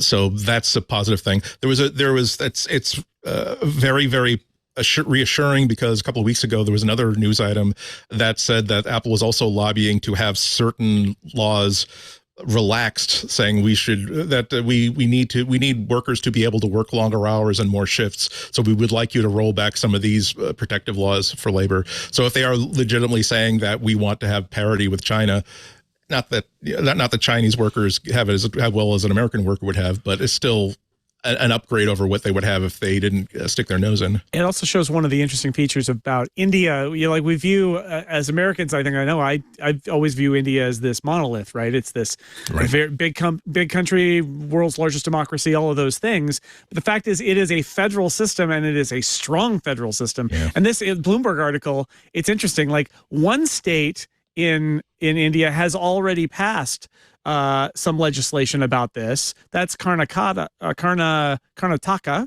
but they want this change in Tamil Nadu, which is where Foxconn operates, the largest iPhone plant. So it's one of those cases, and I've heard this before when we talk about, and apologies for pronouncing, like I said, I didn't even understand how strong the federal system was until a few months ago, where it came out that Apple, that's one of the hurdles in Apple expanding in India, is that they can go to China and basically say, hey, China, this is what we need. And yeah, they can go to the Indian government and say, hey, this is what we need. But what the Indian government basically says is, don't look at us. That's the state's job. And then they have to lobby in the individual states, ideally where there are already factories that they could use with their manufacturing partners, and it gets really complicated. So it's interesting that Apple is basically going from state to state now in India in order to get labor laws changed so that they align with what Apple is looking for. And it doesn't sound like they're trying to do anything like, as far as I can tell, anything evil, but it is much more about like flexibility of shifts and being able to do overtime where people get paid for overtime, and they do 2 shifts of 12 instead of 3 shifts of 8 and stuff like that is just not allowed in certain states in India right now. It's a good thing Alex Lindsay isn't here, because he'd be apoplectic if he saw this next story. Microsoft assuming that the EU is going to enforce its rule allowing third-party app stores on iPhones and Android phones. Microsoft preparing to launch, they're working on already, a new app store for their games on iPhones and Android smartphones. The new law the Digital Markets Act would come into effect next March, a year from now. Phil Spencer at Microsoft talking in an interview ahead of the GDC conference, the Game Developers Conference in San Francisco, says, we want to be in a position to offer Xbox and content for both us and our third-party partners across any screen where somebody would want to play. This was the big battle with Microsoft. Apple said, well, you can't do a store with a bunch of stuff, but you could do one by one, which is, of course, kind of absurd. So, I imagine they're not alone in this, that everybody, Epic and so forth, they're preparing their stores. Auntie and I have been doing this a long time. I know you have too, Leo, but like, doesn't it feel like almost warm and cuddly to think, oh, Microsoft is an antagonist to Apple? It's like the good old days. Good times. It's the good old days. Yeah, look at that. It's good times. Actually, it's funny because that came up on Sunday. We were talking about the imminent banning of TikTok and how companies like Facebook have been using the existence of TikTok to say, we're not a monopoly. Look, there's TikTok. Just as Microsoft, when Apple was this close to going under in the mid-'90s, gave Apple $150 million. Bill Gates, remember, showing up in the keynote, giant looming over Steve Jobs, because Microsoft didn't want to be a monopoly, and they were being, investigated by the Department of Justice, who sued them a couple of years later for being a monopoly. So they said, we need a strong Apple. I don't think Microsoft's trying to put Apple out of business. I think they're just looking forward to selling their games on the store. And Apple has stymied them at every turn, right? It's so frustrating. The idea that the Apple's like, oh yeah, you can just put every single item in your streaming service in the App Store and it'll be reviewed individually, and it's like they know what they're doing there, right? So I'm happy to see that Microsoft's fighting back. Are you saying they did that on purpose? That was a big fat middle finger. Are you saying that? Yeah.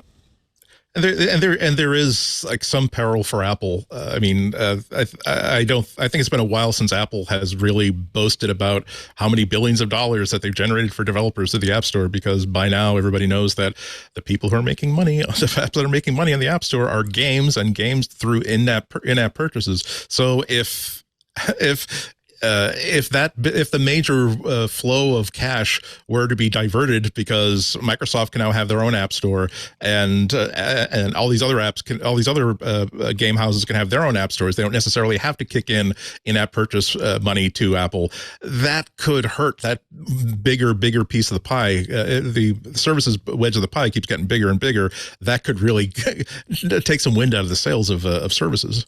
By the way, Andy, here's the problem with your red beans and rice. There's no rice in there. You put some rice in there, all that liquid's just going to get sucked right up. That's obvious, right? I know how to make rice, so I wasn't practicing rice. Oh God! But thank you. That is a good observation. You put a little that. Just maybe don't have it cooked all the way. That kind of thing. You got some delicious, or maybe like a loofah sponge at the bottom of it. That looks really good. I'll be honest with you. I would eat it as is. It was damn tasty. It doesn't. It's like a lot of like amateur cooks where it's like, it doesn't look like the picture. It should look like the picture, but it tastes close damn enough. good. So yeah. I make I'm most just weeks appreciating your ramen bowl game. That is a legit like ramen bowl right there. Ooh, very nice. And it's not like water to the person in the chat. It is like a thick sort of like almost like a chowdery sort of soup. There is a trick you can use. You could take some of those beans out, use a immersion blender to blend them, and then put it back in. Mash them up and put it back in. Yeah. I do that. I love that. Yeah, that makes it give it a little. I make beans almost every week. I usually use black beans. It's such a good flavor. So anyway, that's our cooking segment. I hope you've enjoyed it. We are really light on news today. I swear to God, I got nothing. You can make red beans and rice in the rice pot, Leo. Oh, I never thought of that. You just put the dry beans, or you have to cook them ahead of time? I would put canned beans. After you soak them overnight and they're kind of wet, or just cheat and use canned beans. Okay. But yeah, you can totally do that in the rice cooker. Oh, yeah. I'm trying to see how that's why I started on this kick, because I'm trying to figure out, like, I've been using staple of any good kitchen is like canned red beans, canned black beans, and I'm like, maybe I have never tried making like red beans like from dry. Should I try it just to see if it's very easy, and it's actually a lot tastier, and it costs a lot less money. Yeah. Just between us kids, you don't have to soak them. That's overwritten. Just cook them a little longer. That's true. Yeah. Yeah. Or I use believe if you're you've got 100% true. But If I you don't got a want to tell cult- my grandma that. Well, the problem You is got you a have to cult- think about it a day before. You got the cult cooking device, the Instant Pot. Then it takes Yeah. about an hour. It's Yeah. pretty easy. Yeah. I made black bean soup yesterday, and that was it. Yeah, super I easy. have a. if you're in the cult. I have a bean recipe book called Cool Beans. And Cool Beans. Isn't that great? So they thought of the title, Yeah. and then had And to they come said, up with what the do I book. do now? But one of the things he says, I'll tell you a secret. I never soak my beans. I just you just cook them a little bit longer, and they come out great. You know what's the most incredible bean thing that I started making, and I actually have to do it again this weekend because we're a little bit late getting started. But I get soybeans from Amazon, and I normally on my Japan trips I bring back koji, which you can also buy from Amazon. You don't have to go get it from Japan. And we make our own miso now, and it's so freaking good. And the dope part, so you just basically, like Jason said, you Instapot your soybeans until you get them soft enough to smash. And you want to smash them almost like mashed potatoes. And you put in some salt, some koji, and you got to use your actual hands because your hand flora fauna is what starts the sort of bacterial process, the mycosis, if you will. you smash it all up, you get it nice and going, and you just put it in a bucket, airtight, with a layer of salt and plastic, and just hide it for 4 months.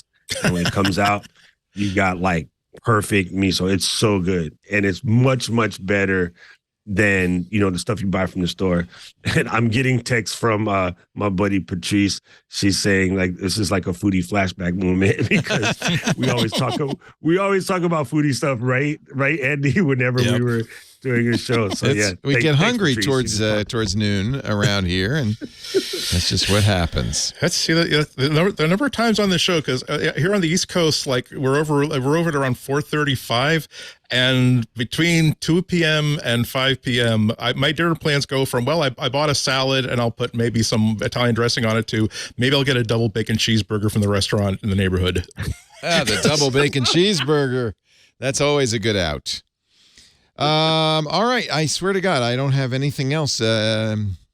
Anybody want to throw anything in? Is there any breaking news?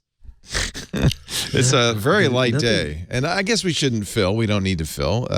You know, you just out of curiosity, usually I'm really trying to decide if I should take this trip. We're going in a week. We're going to Lisbon. Spend a few days there. Going to cruise a little bit around the Mediterranean, ending up spending a week in Rome. And I'm really trying to decide, because I know if I had, maybe I'll just take the Leica, because that's a street photography camera. Maybe just take that. Right. That's just one thing. It's not even interchangeable lenses. The Insta 360, and you got to have the 9-meter carbon fiber. No, you can use the regular one is fine. I just really enjoy the 9-meter because it allows you to pull off drone shots where you're not supposed to fly a drone. Yeah, but that's what Anthony did. I couldn't believe it when I saw the footage. It was amazing. Half the time, I just have it mounted either to my chest or sticking out of my backpack, full on Mando style. Yeah, have it grabbing shots. Yeah, and you just as you're walking around, you just shoot it, and then if you see something good, you could just say, "I want that frame." Kind of thing. Right. Okay. And because it's so light, oftentimes what I kept doing while I was taking shots is I just put it on the normal stick. There's a battery stick, which comes in handy if your phone starts to die. And I put it on the battery stick and I just hand it to Karen and like, here, hold this. And then she just starts aimlessly walking around, not realizing that it's recording, but I'm getting great footage while I'm doing something else. All right. Yeah. Okay. The one thing that's changed for me, I still take a good camera if I can, but my attitude has changed from I'm here to take the most brilliant, wonderful picture as I can. That's changed to I'm here to capture as much data as I can to bring back home and create a really good picture. Whether it's I want to just get the most pixels I can, the most valuable pixels I can in a raw file. A lot of it is now, hey, this is a really good space. I'm going to just take random pictures from lots and lots of angles. And in case a piece of software I have now or a piece of software I'll have 3 years from now can assemble that into like a 3D VR image. In case I can finally get the neural radiance field software working on my Mac and can basically turn this into something that is that can put into Blender and then relight and rescape and things like that. So that's one of the reasons why I take at least a good pocket camera, because I know it grabs a lot more data per pixel than my phone can. No depth data, so I wonder if I'm losing out on there. Decisions. I know, it's hard. It's hard. I also realized that I don't need to take a great piece of art every time. That sometimes just recording the experience and having it is all I need. In fact, that's going to be my pick of the week. I'll show you that in just a second. But before we get into our picks of the week, I would like to give, if you don't mind, a little plug for our club. We love the club, Club TWiT. It has become a great refuge. There are about 7,000 of us in there now. There's several reasons for the club's existence. One is, well, it helps us defray the costs of the shows, and because you're giving us $7 a month, we don't need to play ads for you. So people want ad-free versions of the shows, tracker-free, ad-free versions of the shows. That's one way to get it. Every show. Plus shows we don't put out anywhere else. The members-only shows include Hands on Macintosh with Micah Sargent. Home Theater Geeks is back, thanks to the club. Scott Wilkinson's AV show. We also have Hands on Windows with Paul Thurrott. The Untitled Linux show with Jonathan Bennett. The Giz Fizz with Dick DiBartolo. Stacy's Book Club is coming up April 6th. Sea of Tranquility is the book this month. We also have Inside TWiT coming up with one of our great editors, Victor Bognot. Alex Wilhelm doing an Ask Me Anything in May. Sean Powers from Floss Weekly in June. And we'll have other events as time goes by. Aunt Pruitt's our community manager, does a great job putting those together. The Discord is a place you can go not only to talk about shows as they're going on, and of course they are a haven for animated GIFs or GIFs. You can also talk about other things geeks like, because we have sections, including cooking, I might add, and coding and comics, fitness, gaming, hacking, ham radio, movies, music, pets, sci-fi, software. There's a lot to talk about, and all of that is because it's only people who've paid $7 a month in there and our hosts. I think the conversations are fantastic. They're really good. So a great place to hang in the Discord, ad-free versions of all the shows, special shows you don't get anywhere else, and all the animated GIFs all the time.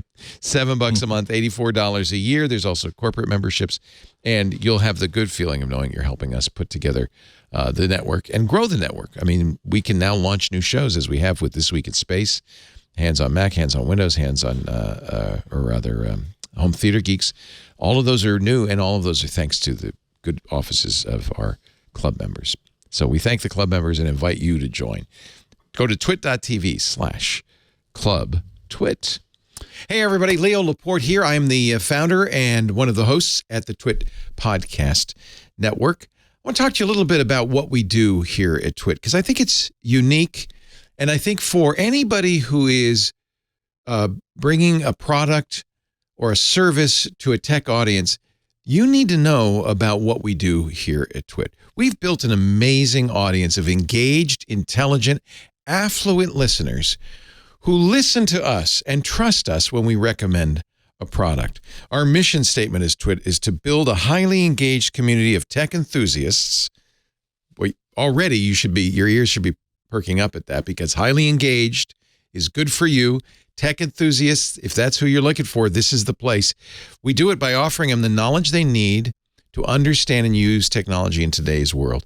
And I hear from our audience all the time, part of that knowledge comes from our advertisers. We are very careful. We pick advertisers with great products, great services, with integrity, and introduce them to our audience with authenticity and genuine enthusiasm. And that makes our host-read ads different from anything else you can buy. We are literally bringing you to the attention of our audience and giving you a big, fat endorsement. We like to create partnerships with trusted brands who are in it for the long run, long-term partners that want to grow with us. And we have so many great success stories. Tim Broom, who founded IT Pro TV in 2013, started advertising with us on day one, has been with us ever since. He said, quote, "We would not be where we are today without the TWiT network." I think the proof is in the pudding. Advertisers like IT Pro TV and Audible that have been with us for more than 10 years, they stick around because their ads work. And honestly, isn't that why you're buying advertising? You get a lot with TWiT. We have a very full service attitude. We almost think of it as kind of artisanal advertising, boutique advertising. You'll get a full service continuity team. People who are on the phone with you, who are in touch with you, who support you with everything from copywriting to graphic design. So you are not alone in this. We embed our ads into the shows. They're not added later. They're part of the shows. In fact, often they're such a part of our shows that our other hosts will chime in on the ad saying, yeah, I love that. Or just the other day, one of our hosts said, man, I really got to buy that. That's an additional benefit to you because you're hearing people our audience trusts saying, yeah, that sounds great. We always over-deliver on impressions, so you know you're going to get the impressions you expect. The ads are unique every time. We don't pre-record them and roll them in. We are genuinely doing those ads in the middle of the show. We'll give you great onboarding services. Ad tech with pod sites, that's free for direct clients. Gives you a lot of reporting, gives you a great idea of how well your ads are working. You'll get courtesy commercials. You actually can take our ads and share them across social media and landing pages. That really extends the reach. There are other free goodies too, including mentions in our weekly newsletter that's sent to thousands of fans, engaged fans who really want to see this stuff. We give you bonus ads and social media promotion too. So if you want to be a long-term partner, introduce your product to a savvy, engaged tech audience. Visit twit.tv/advertise. Check out those testimonials. Mark McCrary is the CEO of Authentic. You probably know him, one of the biggest original podcast advertising companies. We've been with him for 16 years. Mark said the feedback from many advertisers over 16 years across a range of product categories, everything from razors to computers, is that if ads and podcasts are going to work for a brand, they're going to work on Twitch shows. I'm very proud of what we do because it's honest, it's got integrity, it's authentic, and it really is a great introduction to our audience of your brand. Our listeners are smart, they're engaged, they're tech savvy, they're dedicated to our network, and that's one of the reasons we only work with high integrity partners that we've personally and thoroughly vetted. I have absolute approval on everybody. If you've got a great product, I want to hear from you. Elevate your brand by reaching out today at advertise@twit.tv. Break out of the advertising norm. Grow your brand with host-read ads on twit.tv. Visit twit.tv/advertise for more details, or you can email us advertise@twit.tv if you're ready to launch your campaign now. I can't wait to see your product, so give us a ring. Picks of the week. Let's start with Mr. Doc Rock, our guest for the week, filling in for Alex Lindsay. Hi, Doc. What's your pick? Is this something else I need to buy now before the trip? Well, yeah, but I forgot. If I'm going to be Alex, I should have bought something expensive. What the heck? Okay. All right, so this is it, right? So I was telling you, now you don't need two handles. Actually, you don't need any handles. But I put the two handles. The cage itself is like $40, right? It's just a simple. Really light. This is very Alex. This is very Alex. I think you nailed it. Sorry, video guy.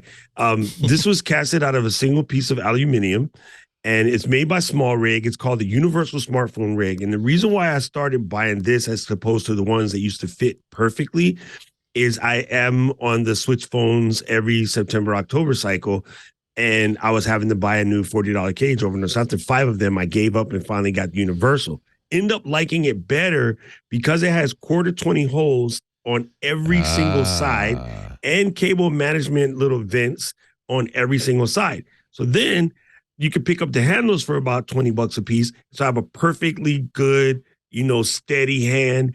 If I need to do vertical content, I can still hold it, tightly like such when I'm doing vertical content. And what I've added to it, which is also in my link. I just put all the parts. You can build it how you want to skeleton it. This is the DJI mic, which allows me when I'm doing an interview, I'll pull out his twin brother and I'll face one towards myself and then one towards the interviewee. I got perfect sound at 32-bit float. The other thing that I do with it is when I'm doing something where I know I want a vertical content and a horizontal content, I will pop this bad boy on the top and then put my iPhone 13 here and run it in vertical mode like such, right? So I keep the 14 Pro Max in the body, but I'll put my 13 Pro Max right there, and I'll shoot both horizontal and vertical at the same time because it just saves. And because of the offset with Apple Camera, it happens to end up in the center. And I mean, again, $40, 20, and then, yeah, we won't get into the DJI mic at $329. The last thing I add to this to make it really good is I have a hummingbird clip on the bottom. And that's so when I need the tripod, I can just take my Mantis pod, do one of those. And now it's, ready to go into Sankaku mode, AKA tripod. And then it's good to go. You know what I mean? This is fancy. And I have these hummingbird clips on every single tripod. I even have this hummingbird clip on my Insta360 stick. So if I were to grab my Insta360, I can pop it right here. You know what I mean? So I just use the hummingbird clips because it's a great way to interchange smaller devices.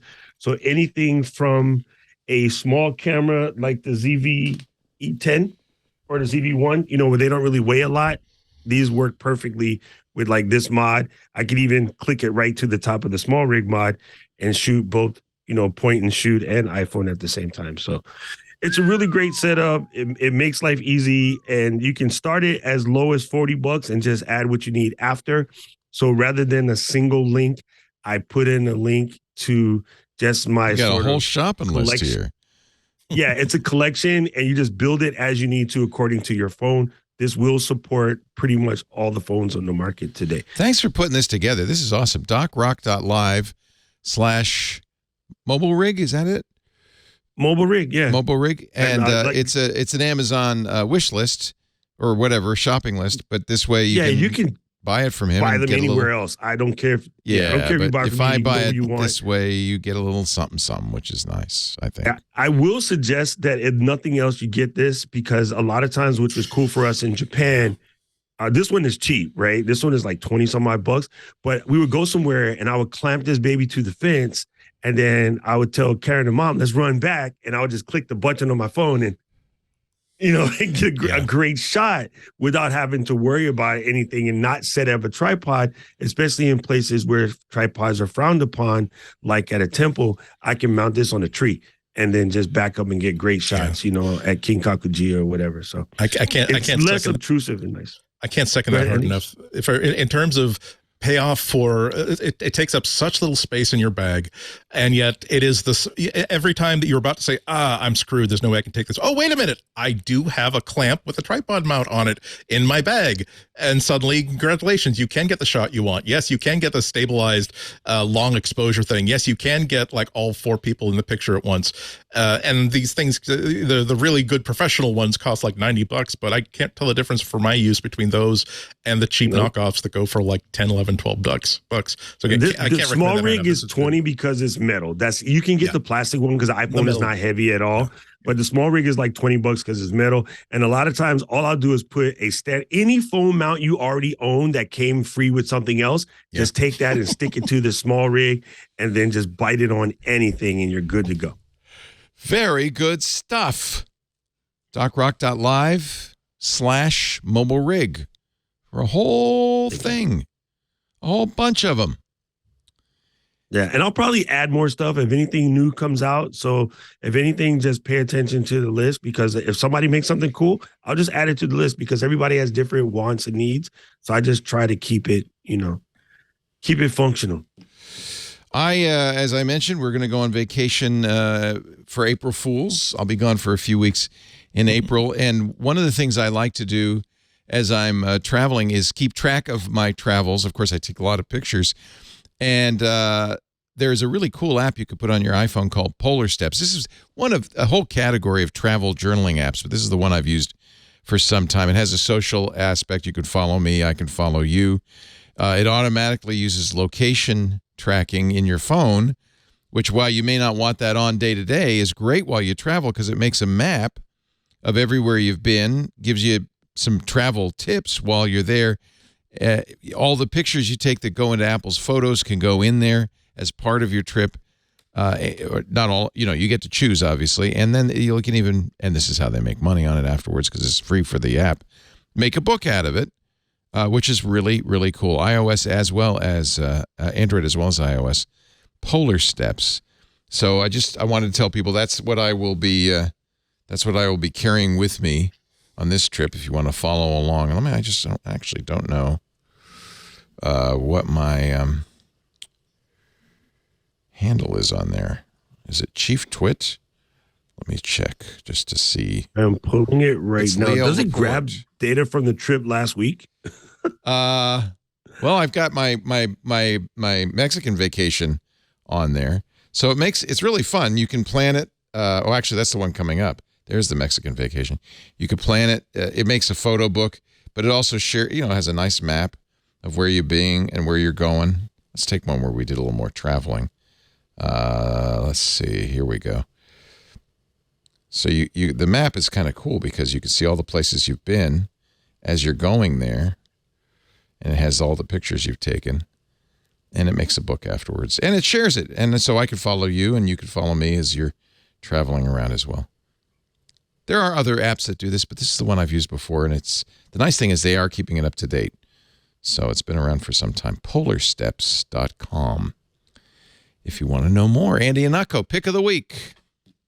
I thought I'd complete the little journey we've been taking over the past few weeks about mutants like me who I like streaming services, but I also like having my own audio and video files I can play just locally because I control my own library.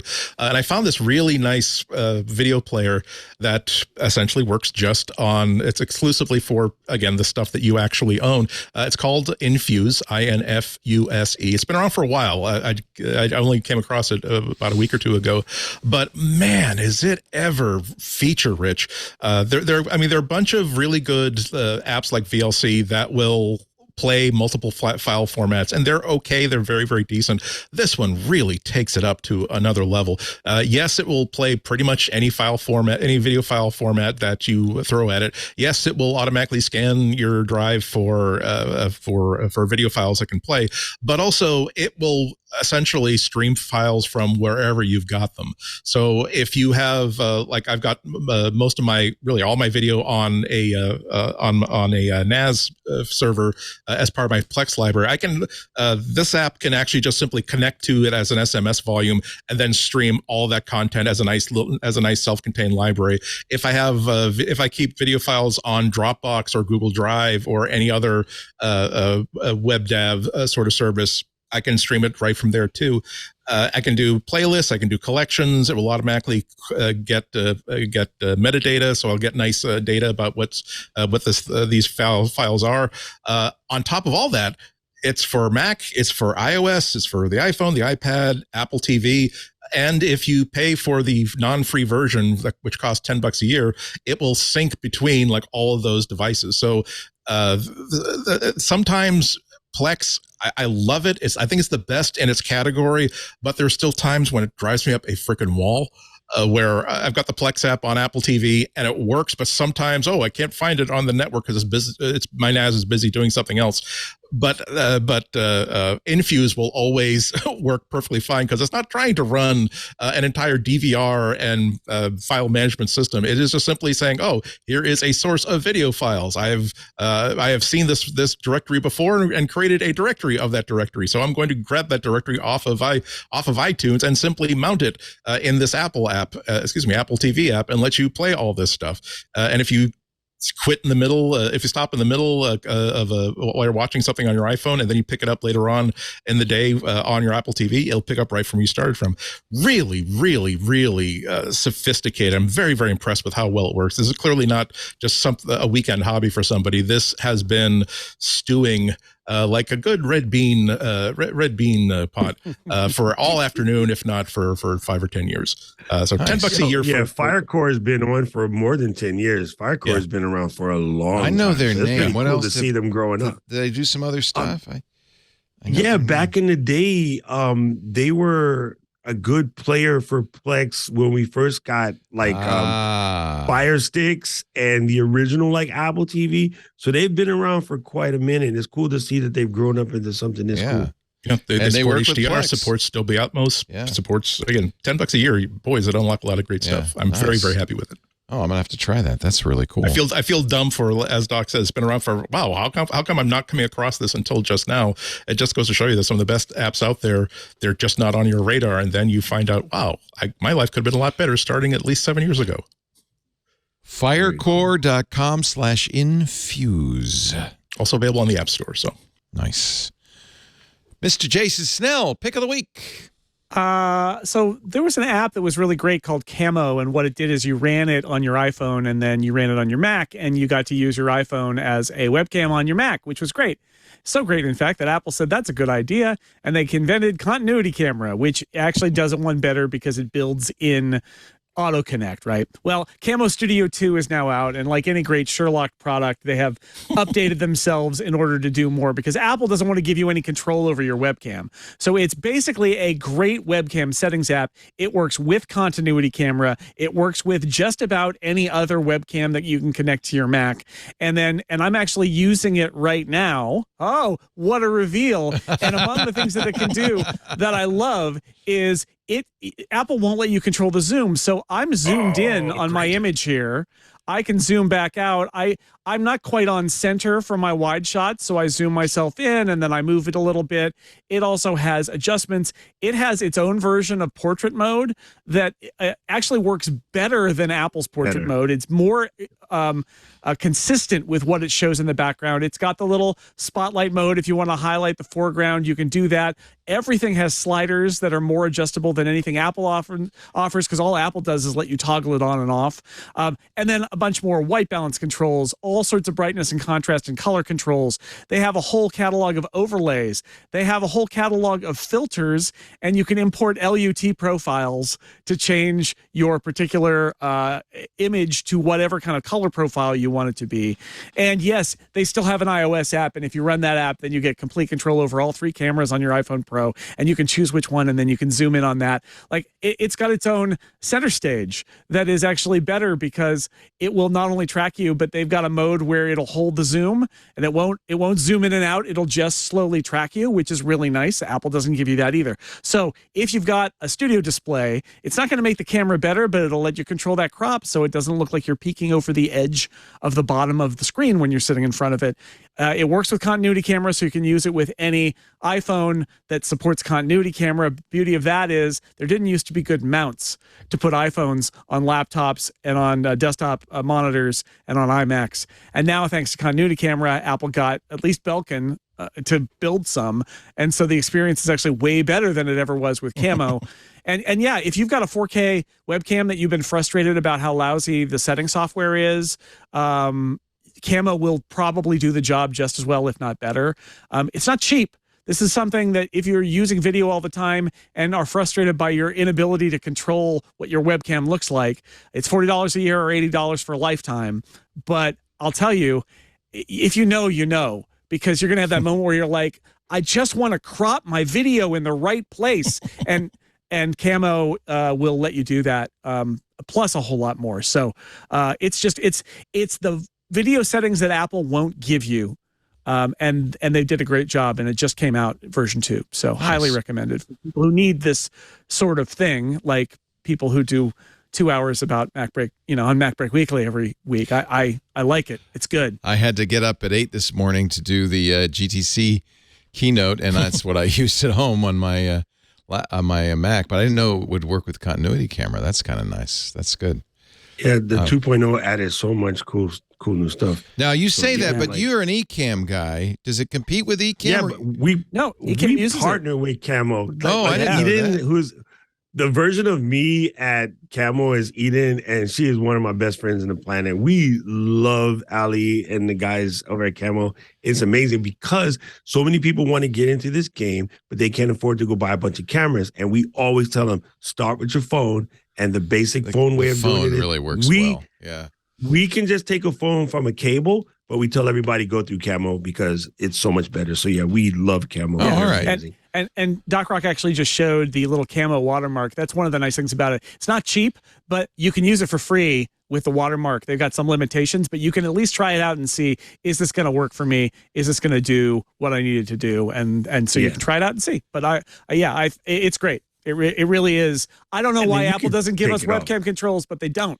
They just don't. They absolutely. I don't know why I like showing you guys the top of my dome, but they have really cool overlays. Like I can put in things I think arguably that iPhone is better looking image, to be honest with you. No, this is an Insta360 link. Oh, you're kidding. I use the Insta360 links because it's my overhead camera. Because I need to be able to show people, look at that. Look at the bouquet on how that. to do, wow. and of course, I should turn that off at this point, because in this particular situation, like Jason's saying, is when I'm showing somebody something from my overhead cam, I normally want to have it, face the right direction or whatever. Right. So I can just easily pop in and flip that bad boy around. That's the standard Insta360 link version. And then that's the Camo version because I have the stupid bokeh turned on. But I can now have better That's adjustments. A great shot. Yeah. Than what's built into the standard Insta360 app. Right. And yeah, it's really the best thing they did was add ability to fix things in the app. So I don't have to do stuff like show up on screen like this. Oh, yeah. Arbitrary rotation. Green screen. Also, if you use a green screen, they've got like a green screen filter that actually like makes it so if your green screen's a little bit weak, like it's a few different kinds of green, they have a filter that sort of like takes the greens of a green screen and flattens them out so that you'll get a good green screen effect in whatever app you use for that. It's just it's a great webcam toolkit. If you're frustrated by what you can't do with your webcam, Camo, you should use it. Yeah. 100%. Oh man. Oh, there's a lot to buy today. At least Alex isn't here, right? I mean, we kept it under $100. Almost as much. Thank you, Jason. Thank you for saying that. By the way, here I meant to show you the Polarsteps has a web interface too, which is kind of cool because you can see all the places you've been all around the world. And Leo, it's scrubbing my old pictures, so it's pulling all the stuff. If it would get, and so it's working, and I'm loving it because that means all of my Japan stuff. And you haven't lost anything. All the places you visited, as long as you have pictures in your Apple Photos, will be part of your, trips. Look at all the flags I've collected over the years, all the places I've gone. Wow. I've traveled 37,692 miles, 29 trips. It's the farthest place I went was Yemen, 8,848 miles. I don't know. Does it have my Australia trips? It doesn't. So I'm going to have to, some of the trips are missing. Get to work. Yeah. I got to put it to work here. So once break time is over, not until then. Yeah. Not now, but isn't that nice? I think I just like the map alone. Leo grabs a bag under his desk, Jason, and takes off. And like, see you guys. See ya. No, I'll be back next week. I'll be back next week. Micah will take over the week following. I'm gone from April Fool's Day through April 21st, 3 weeks in April. Sorry? Jason's taking over. I think I'm taking over. Oh, thank you, Jason. Even better. Nice. Really cool. Good. That means good. I can leave it in capable hands. It also means I'll have to do all the ads, but that's okay. We don't make you do the ads. Look at Micah do the ads. Yeah, maybe Micah could do the ads. I'm actually bringing a kit with me so that I can do the ads on the trip if I have to, because there's new advertisers coming on. And nice. So you may see some ads from me in Monte Carlo or somewhere. I don't know. Man, I'm going to, Leo, you just gave me a good reminder. I have to invite Ashley, John, to my Polarsteps, because I swear, like 4 times in a row, no joke. John's like, hey, can you come on this week? Hey, I'm traveling. Dang, okay, how about next time? Hey, Doc, where you at? San Diego. Dang it, okay. I'm in Japan. Like, I swear to you, like 4 times in a row, I'm in Japan or like Seattle, somewhere I'm traveling. And John's like, hey, man, you want to come on? I was like, listen, John, look, we're going to have to I'm going to send you I'm going to add you to my TWiT Pro so you know. That's what I use. Yeah, I use TWiT Pro, and I say, you just follow me there. You'll know where I am or not. So yeah, John, when you get the invite today to Doc Rock from TWiT Pro, just go ahead and say yeah. Just say yes, so you'll know if he's in town. Yeah, I haven't. It's funny. I didn't travel much, obviously, in the last 3 years. So this is our first. This was a trip we planned. Yeah, it's kind of fun to be back in the seat. This is a 3-year-old trip that we're finally getting to take. Thank you, Dr. Rocker. It's so nice to see you, Doc Rock. Of course, is on the YouTube, youtube.com/DocRock, @DocRock on Twitter. Follow him. He does lots of great stuff, especially for creators. He's a really great resource for anybody who's doing videos, as you can tell, obviously. It's always great to see you. Thank you. Thank you, Doc. It was really fun. Really, really fun. I enjoyed catching up with you guys. Yeah. And I get to just totally nerd out at people who are at actually above my nerd level. Normally I'm talking to people where I'm the nerd. So I like talking to you guys better. What's your handle on Polarsteps so I can follow you there? I was going Doc Rock. Of course. I try to get everything first before some geologist is racing me now. Yeah, he's pissed. Damn it, I'm the Doc Rock. Thank you, Doc. So great to see you. Thank you. Always a pleasure. Mahalo. Mahalo and aloha. Mr. Andy Ihnatko, when are you going to be on GBH next? I'm on Friday at 12:30 in the afternoon, and that's happening live at the WGBH Boston studios at the Boston Public Library. So come on in, grab yourself buy a coffee and a. You don't grab it; they'll chase you down. Yeah, there's a very lovely cafe there that has lovely sandwiches, and watch me again. Pretend not to be reading from notes, even though I'm totally reading from notes. If you can't be there in person, you can stream it at wgbhnews.org for the audio, live or later. And because we're at the big, huge, wonderful Boston Public Library studios, it's actually going to be streamed on YouTube, so you can stream it on YouTube live or later at WGBH News channel on YouTube. So Very just to be nice. clear, the radio is public, the library is public, the sandwiches are not public. It's a very late stage capitalism buffet. Let's put it that way. All right. Tell us more about what's going on at sixcolors.com, Jason. You know, Dan Morin is on vacation this week and nothing is happening. So I'm searching through the couch cushions, trying to figure out things to write about. We'll write about something somewhere, somehow. It's just like podcasts are. You just got to find something to say about something. I got a list of evergreen stories for a rainy day, and it is a rainy day today. So I'll be using that list. Okay. But yeah, sixcolors.com. Check it out. All my writing is there. Links to all my podcasts are there. So that's the best place to find me. Awesome.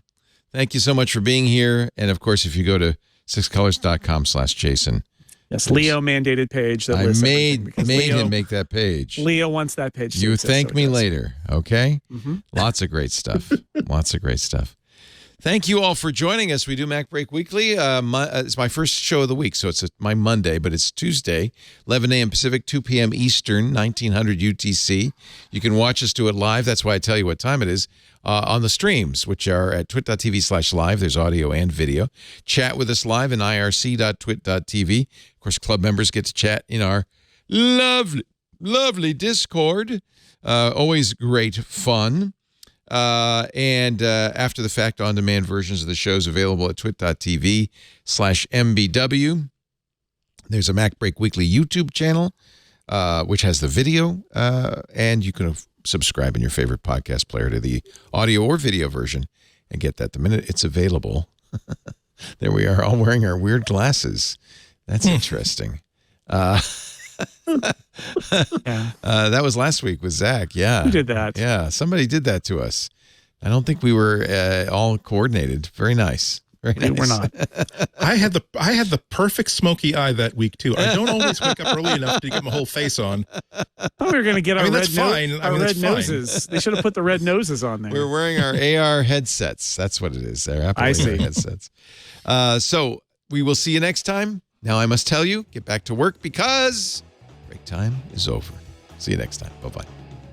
Hey, we should talk Linux. It's the operating system that runs the internet, but your game consoles, cell phones, and maybe even the machine on your desk. But you already knew all that. What you may not know is that TWiT now has a show dedicated to it, the Untitled Linux Show. Whether you're a Linux pro, a burgeoning sysadmin, or just curious what the big deal is, you should join us on the Club TWiT Discord every Saturday afternoon for news, analysis, and tips to sharpen your Linux skills. And then make sure you subscribe to the Club TWiT exclusive Untitled Linux Show. Wait, you're not a Club TWiT member yet? Well, go to twit.tv/clubtwit and sign up. Hope to see you there.